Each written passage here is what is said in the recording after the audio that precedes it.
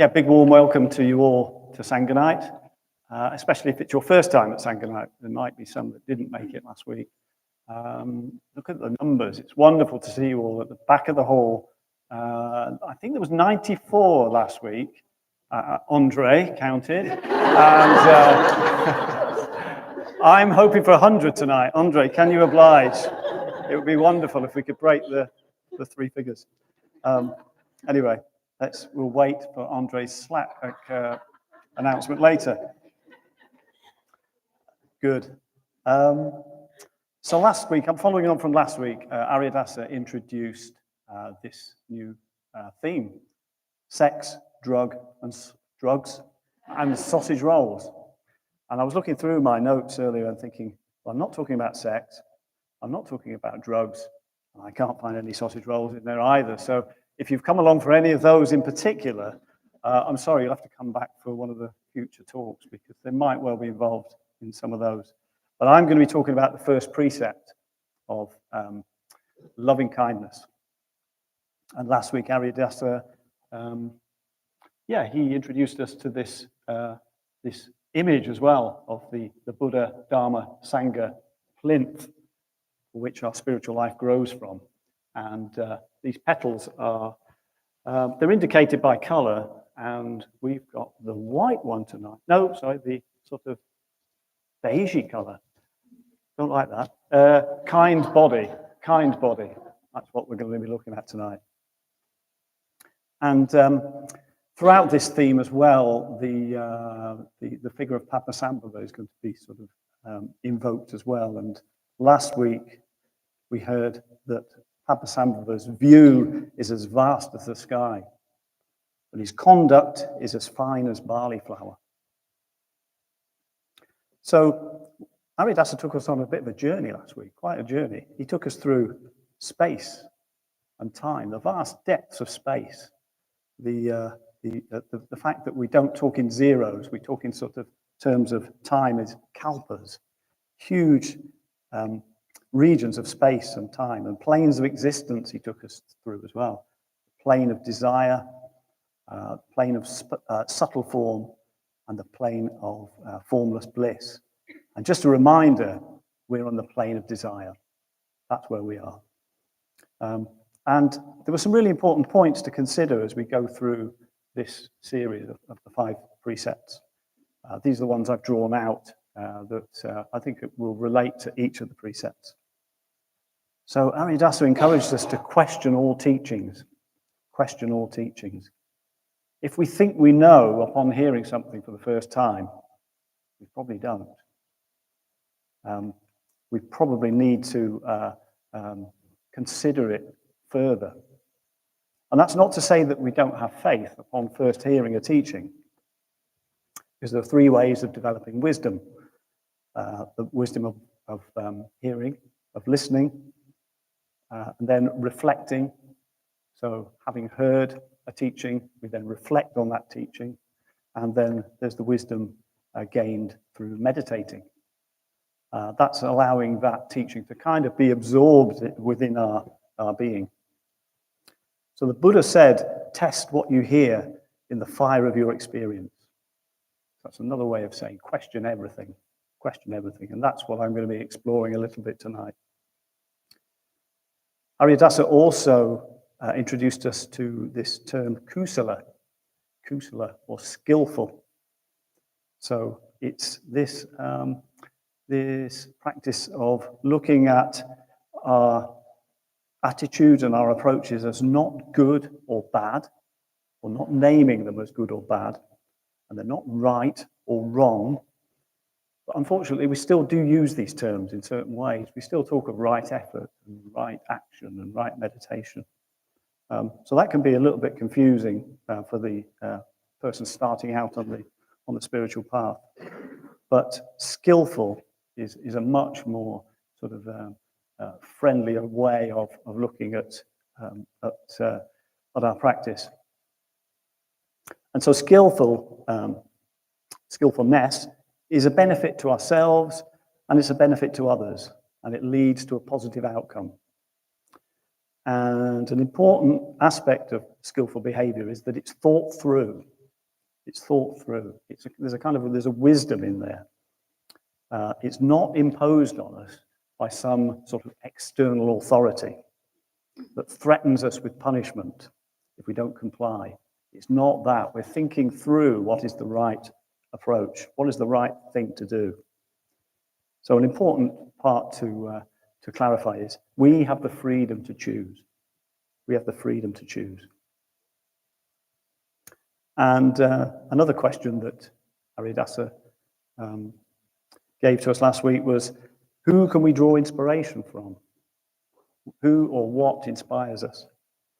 And a few weeks ago, I was fortunate enough to take part in the intro course, help on the intro course. And between us, we discovered these 5 precepts together. And I was thinking about this earlier, thinking, well, we've probably all done that. It's probably a minority that hasn't done that, hasn't been on the intro course and discovered these 5 precepts when asked, well, who is it you admire and what are the qualities about them? And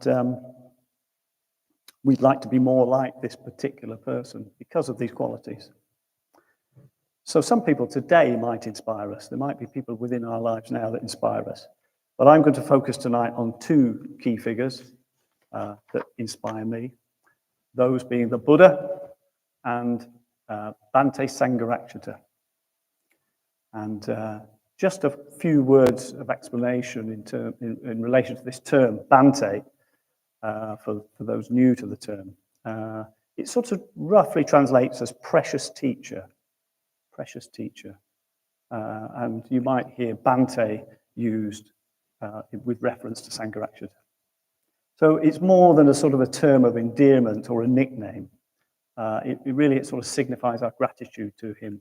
And well, how lucky are we? We had this person within our lifetime that expounded the Dharma for us. So the first precept or principle, abstaining from harming living beings. That's sometimes talked about as the negative aspect of the precept. Sangharakshita really sort of highlighted the fact that there's a positive angle to each of these precepts. And the positive in this case being, with deeds of loving kindness, I purify my body. And later on, I'll be going through a few ways that might happen within our lives. So those are the bullet points. That's what the first precept sort of consists of.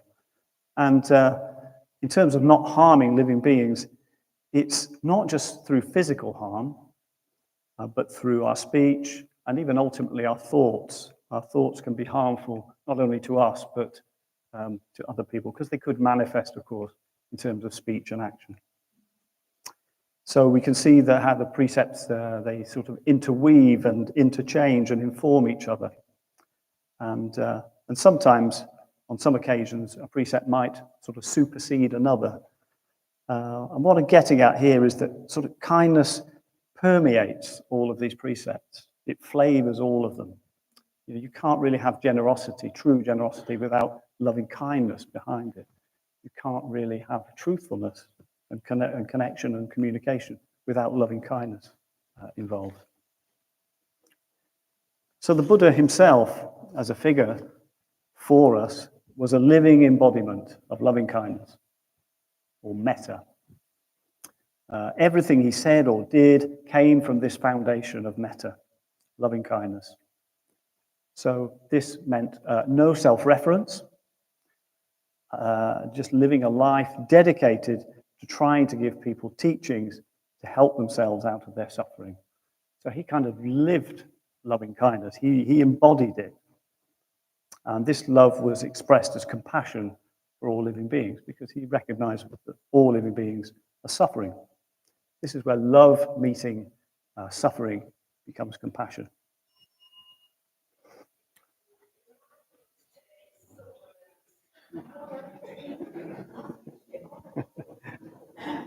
Never mind, Gail. Okay.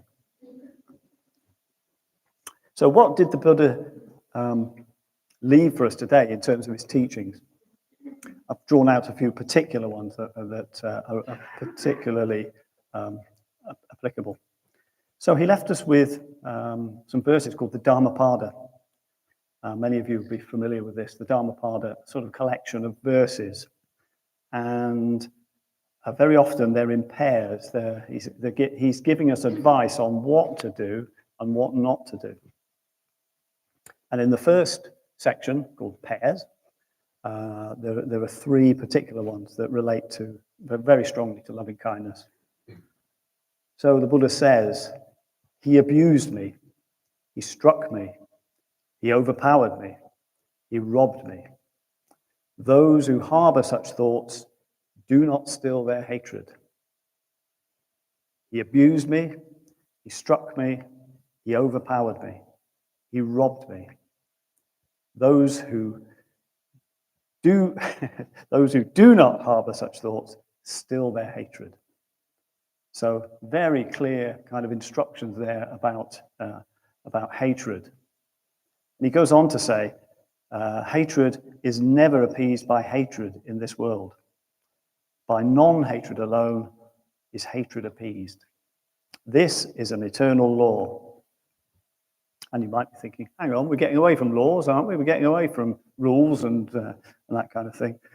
But I like this particular interpretation, calling it a law. I think it's because it's the strength of the feeling behind it. So this is just a personal take on this is an eternal law. It's a particular translation. And it's referring to a fact of human existence, a universal truth. Because we cannot hate our way out of hatred. I don't think that's possible. You know, it's got to be kind of transformed into loving kindness. We can't get to peace, contentment, and a loving situation through holding on and harboring hatred. Cannot take bitterness, resentment, jealousy, and all the rest along with us. I've got a particular story to illustrate that from my own life. A few years ago, while I was blissfully asleep, somebody broke into our house, took the car keys, let themselves out of the front door, and drove away with our car. And the reason I'm telling you this is that sort of 15, 20 years ago, I would have been consumed by anger about that. And if I could get hold of this person, what I might do to them. But no, what I did and what I'm thankful for my practice for is that by particularly bringing that person to mind in the metta bhavana, this sort of feeling just didn't arise. I actually felt compassion for the person. I actually started to think about this person's life and think, what an unfortunate state of affairs to be prowling around in the early hours looking for an opportunity like that. And where's this life going to go? You know, I can only see that it's going to go downhill, downwards. So, yeah, by doing the metta bhavana practice, you know, that I transformed my my feelings and response towards this perpetrator. And how do I know? In the future, this person might help me. I might fall down in front of them one day, and they're the person that picks me up. Who knows? So, you know, the metta practice can really kind of help transform our responses. So the Buddha also gave us the Karaniya Metta Sutta, and Aridasa referred to this last week. Sutta being a teaching or a path or even a thread. And I'm not going to read it all because we've had a recent Sangha Night series about the Karaniya Metta Sutta, and there's lots of good talks about all of it. But I just wanted to focus in on a couple of the verses. And it begins with this phrase, if you know what is truly good for you. And that's a really important sort of point to be kind of focusing on. If you know what is truly good for you. And it goes on to expound what that might be upright, capable, flexible, with few needs and so on. But it's this asking us to think about what is good for us. What is good for us. So it's not a teaching that is imposed on us. Again, it's not being imposed on us. It's being asked a question. And so perhaps the first question of the night might be, do we know what is truly good for us? Discuss in groups. He then goes on to, in one of the later verses, give us an idea of what metta looks like. Because he says, whatever living beings there may be, weak or strong, tall or stout, medium, short, small or large, without exception, seen or unseen, those dwelling near, those far, those who are born or yet to be born, may all beings be happy. So that's giving us a kind of a universal idea of what he's getting at in terms of where our metta needs to be directed. So it goes way beyond our sort of usual narrow circle of friends and family, and that's a kind of limitation of who we feel metta for. Padmasambhava said, "View as vast as the sky," and this is the view as vast as the sky.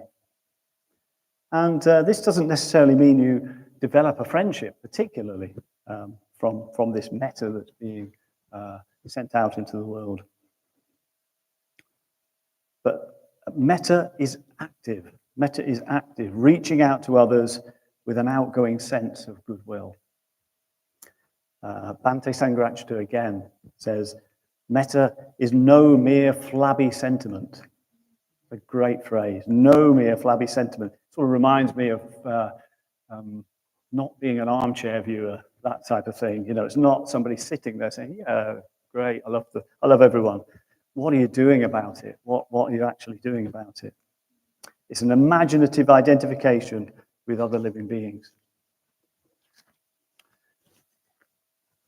So that's the Buddha as an inspiration. And more recently, we've had Bhante Sanghajiva.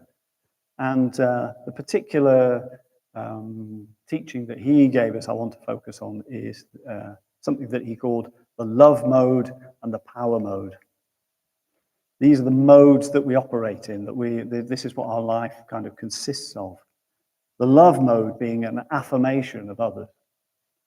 The power mode, a negation of others. And now Bhante says that we operate in the power mode mostly. Do we think that is true? Discussing groups. It really took me, it pulled me up sharp actually to think about that, to think, well, is that true? Is that me? So the power mode consists not only of physical acts of force or violence, but it can also include, well, there's quite a list, but some of them could be coercion, bullying, undermining, backbiting, manipulation, humiliation, aggression, passive aggression. It goes on. They're all sort of acts of the power mode, imposing our will to get what we want, but it usually involves the detriment of others.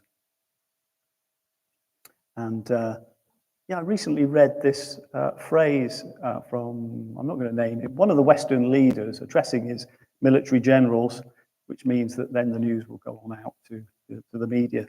And this is in light, of course, of the current militarization of nations and defense spending. What he said to his military generals was, in order to be free, we need to be feared. In order to be feared, we need to be powerful. That's a statement at national level. So the love mode is friendship, delighting and acknowledging our interconnectedness with everybody around us, and those that we're not even directly connected to, we're not even in connection with. And it includes compassion and some sympathetic joy and equanimity. And as Wordsworth says, it's a man's little, nameless, unremembered acts of kindness and of love. So the Buddha lived 2,500 years ago. Bhante began this movement in the 1960s. So we've moved on quite a pace. And the 1960s is sometimes described as the permissive society. I kind of just missed that. I was a bit too young, but it was a time of maybe experimentation and a time of, well, change in attitudes and approaches to all kinds of things in society. So attitudes and social norms and moral values had all changed significantly since the Buddha's time to Bhante setting up this movement. But the spirit and the message of the precepts remain constant, unchanged, timeless, outside of time. The Buddha, we could say, rediscovered the Dharma. We sometimes use that term, but it's there all the time, waiting to be discovered. And this is a natural morality, Love, a universal birth, from heart to heart is stealing. And this natural morality has a karmic outcome. There's karmic consequences to natural morality.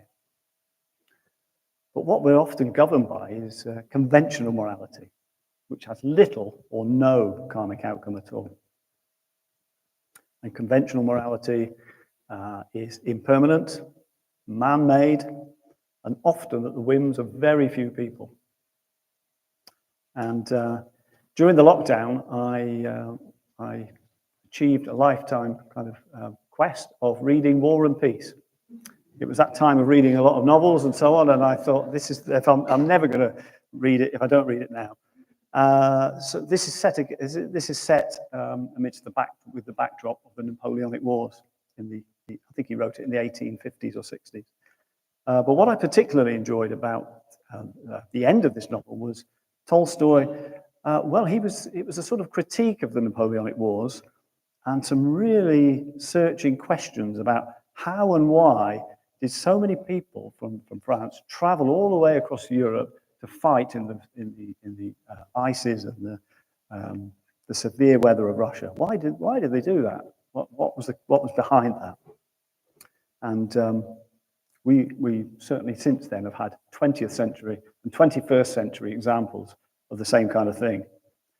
And I've sort of reflected on this, that it's not so much all you need is love, but all you need is charisma, and people will follow.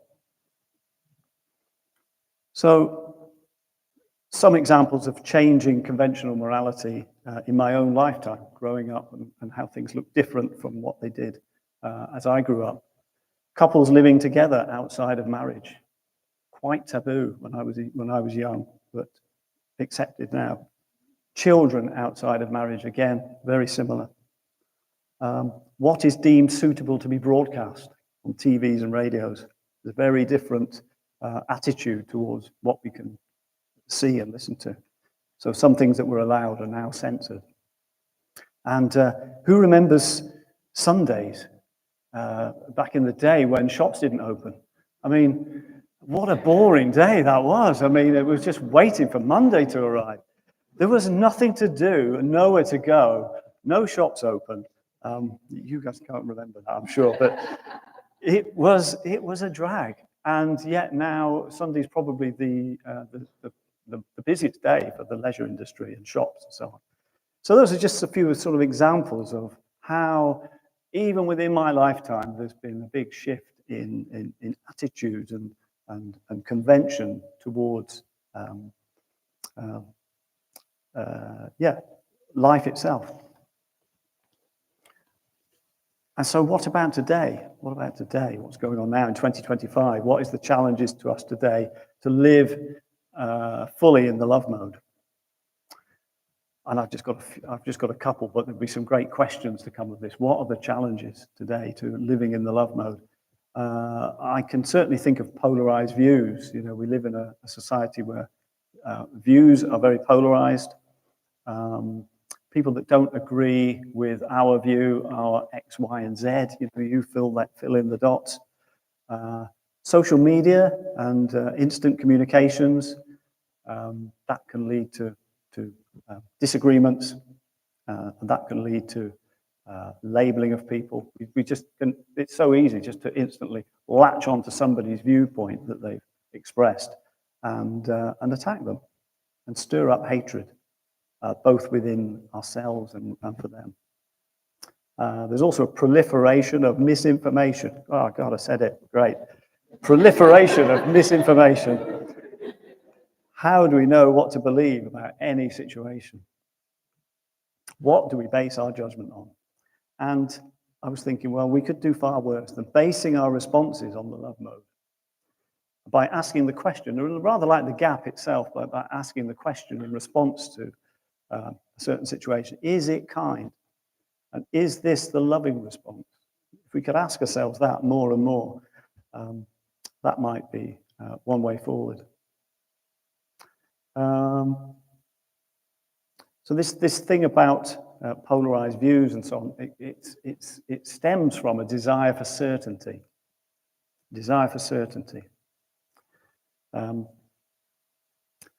we can see that from this, within this first precept of non-harm, that this can cover some really highly emotive areas. This is the first precept, not harming living beings. And there's some emotive topics that can cover. And they can include things like hanging, abortion, assisted dying, meat eating. Now, Bhante says there are no absolute Buddhist answers to these or any other thorny topics. There's no absolute Buddhist answer to them. What we need to apply is the love mode. If one takes up a position on any of these topics, it needs to be remembered that this leads to a view.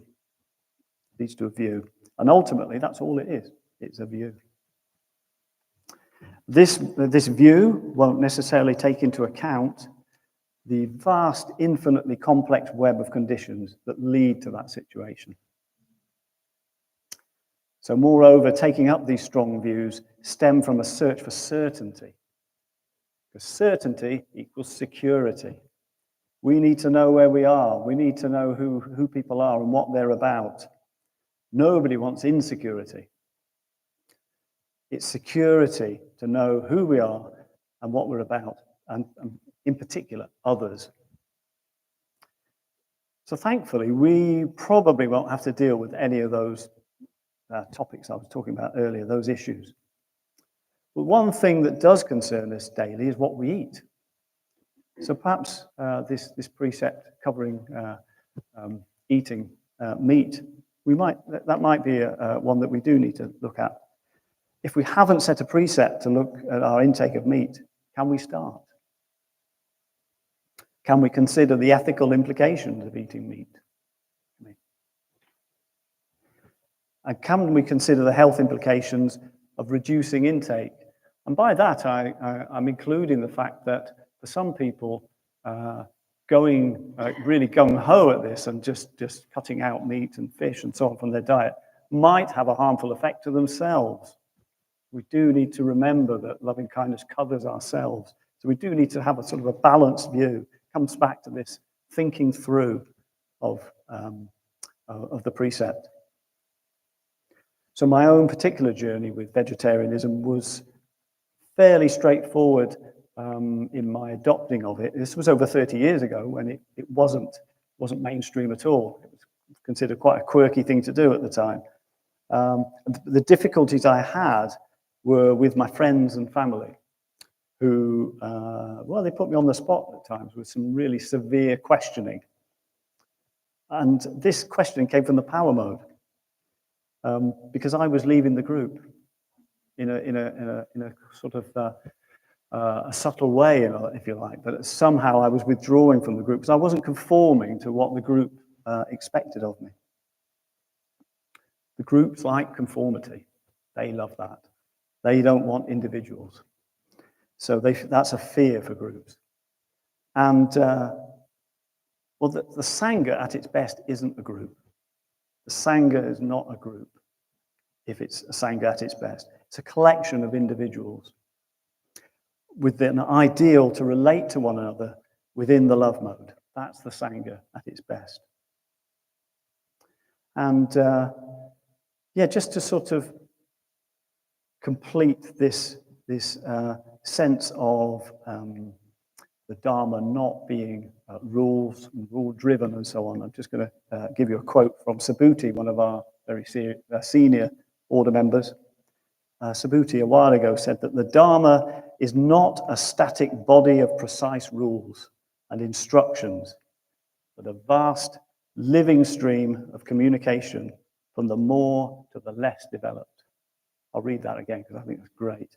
Dharma is not a static body of precise rules and instructions, but a vast and living stream of communication from the more to the less developed.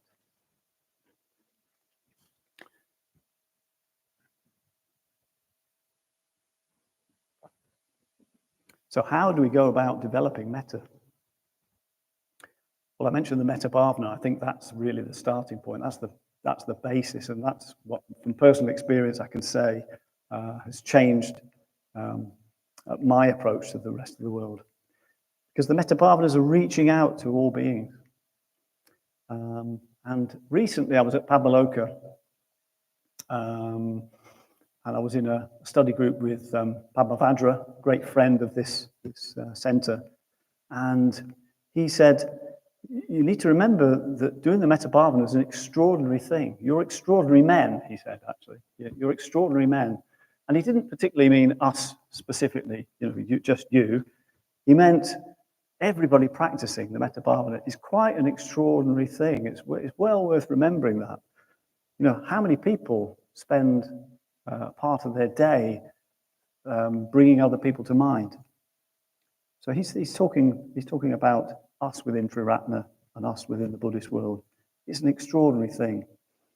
And it will be having an effect. It will have an effect on ourselves and the world. Other ways of developing metta, we can dwell in the divine abodes, the sublime abodes. We can meditate on metta, meeting suffering, which is compassion. And I could talk so much about that, but I would point you towards Nagavadri's wonderful talk from a few weeks ago. She expounded on what compassion is and what it's not. We can also meditate on the joys of others, meeting others, successes and joys. That would be a wonderful thing to do, sympathetic joy. And then we can meditate developing equanimity, the ability to meet both joys and sufferings of others. This is a place of immovability, unshakability.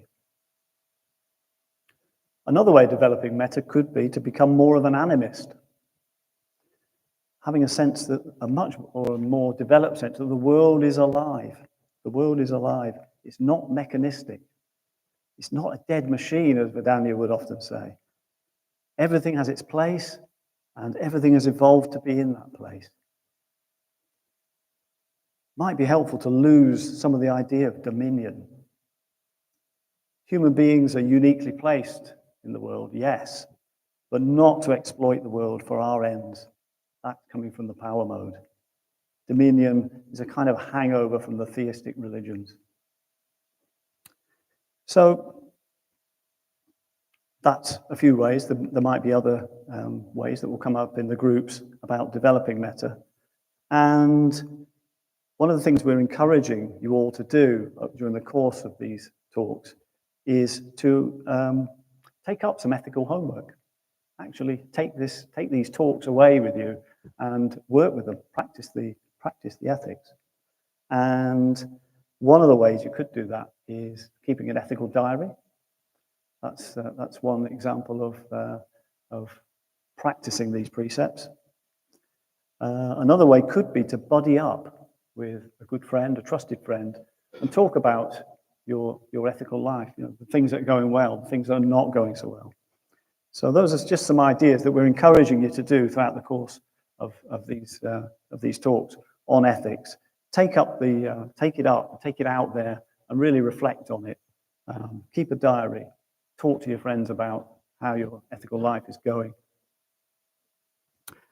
So I'm going to conclude with a poem, and